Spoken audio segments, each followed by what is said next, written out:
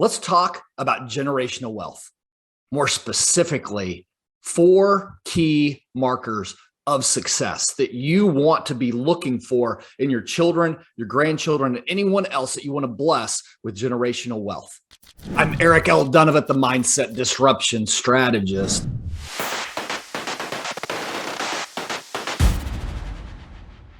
Right, so the idea of generational wealth is how do we take the blessing that we've received today and prepare to pass it on to this generation or the next generation or generations beyond that. But part of doing that is financial, right? So we've got to be good managers, good stewards of what we have today. But the other thing I'm going to tell you that really measures success is how well the person who's going to receive that generational wealth is ready to receive it. And I'm just going to tell you, my experience is that we don't take enough time to ask the right questions, to ask whether or not my children, whether or not my grandchildren are ready to receive the generational wealth that I'm preparing for them. And this matters. If you've looked at the statistics, if you've listened to my other talks, one of the things is that 70% of generational wealth fails after just one generation. 90% fails after 3. That's not a financial problem. That's a relationship and a maturity problem. And that's what I want to talk to you about today are these 4 key areas of success where you can look at maturity inside of your children and grandchildren and just take a look and say, hey, how well are they doing? How prepared are they? Can I coach them up in this area? And you make decisions from these points about how much you might leave, when you might leave it, and how that looks. But don't do generational wealth without looking at these 4 key areas. First area that we want to look at is relationship with self. So in each one of these, I'm going to lay out 3 specific points, 3 specific questions you need to ask, 3 specific areas you need to look at. And here's what I'm going to encourage you to do. Pick one area right now, right? And write down on each one of these, on a scale of 1 to 10, as I ask this question, answer the question about it. I'll show it to you just real quick. Let's look at the first one here, which is, are they taking responsibility for their actions and proactively seeking to correct their mistakes?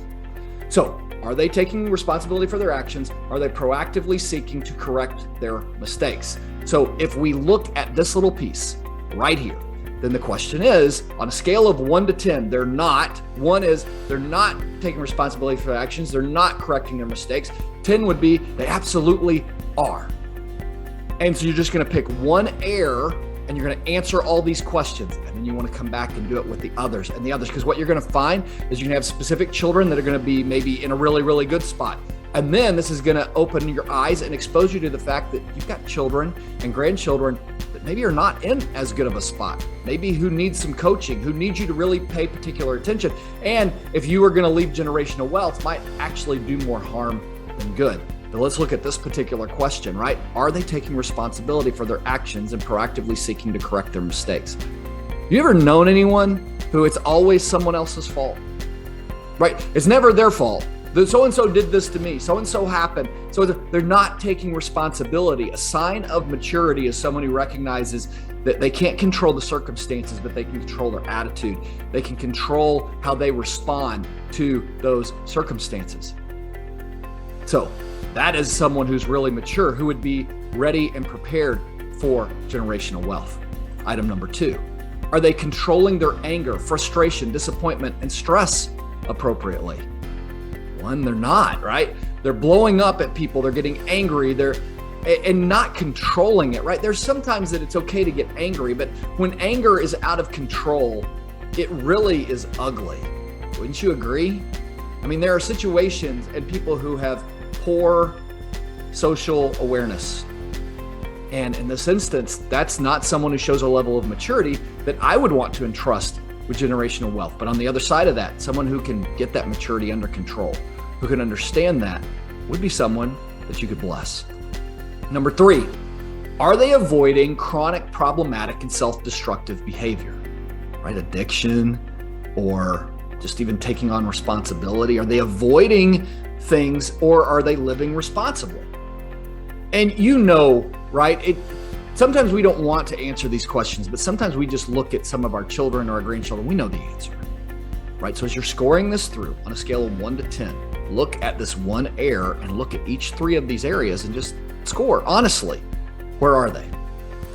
Next, looking at relationship with others. So are they developing and maintaining healthy and meaningful long-term relationships with friends and family?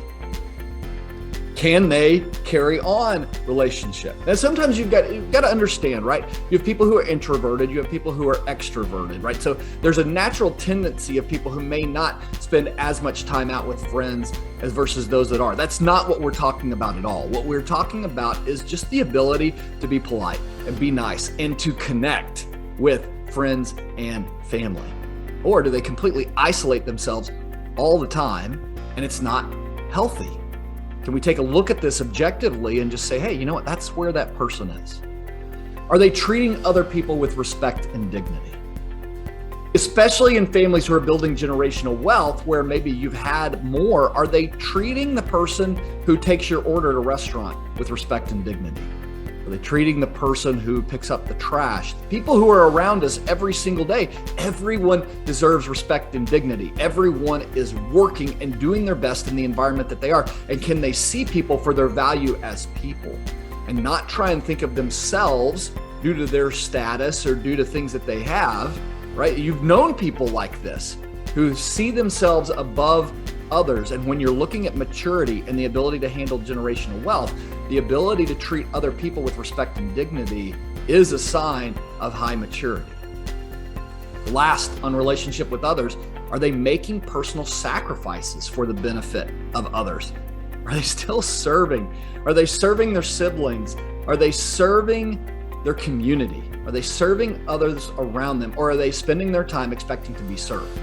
Right? Do they recognize and understand the blessing of truly being in a place of what it's like to be the one serving and knowing that you have to sacrifice to do that? It could be financial sacrifices. It could be time sacrifice. But take that on a scale of 1 to 10 as we're looking at this one heir. Answer that question. Third, relationship with money. Now I'm going to make one quick comment here.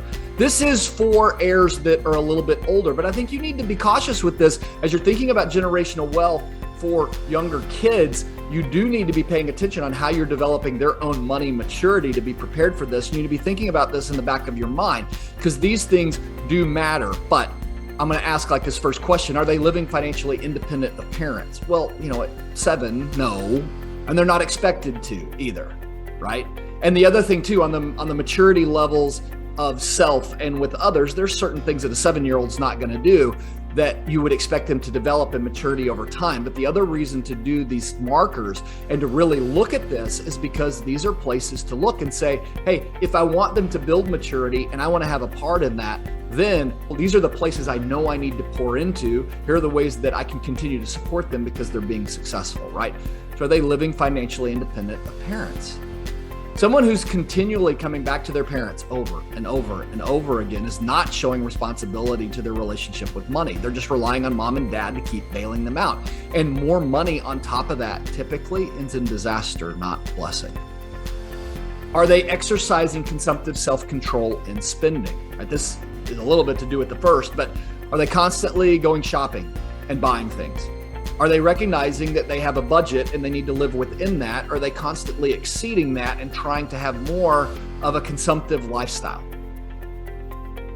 And so when they look at the money, do they see it as an access to just stuff or as a tool to be used and utilized in their life towards their own success?